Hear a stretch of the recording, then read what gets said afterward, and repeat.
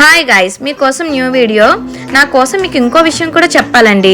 నా దగ్గర ఒక్క టాలెంటే కాదండి, రెండో టాలెంట్ కూడా ఉంది. అదేంటి అనుకుంటున్నారా? నేను ఫ్యాషన్ డిజైనరే కాదండి, I'm beautician also. I'm multi talented women అని అందరూ అంటూ ఉంటారు. అది ఎంతవరకు నిజమో మీరు కూడా చూసి చెప్పండి. ఇప్పుడు పెద్దవాళ్ళ కింద అయితే పుట్టకూడదు.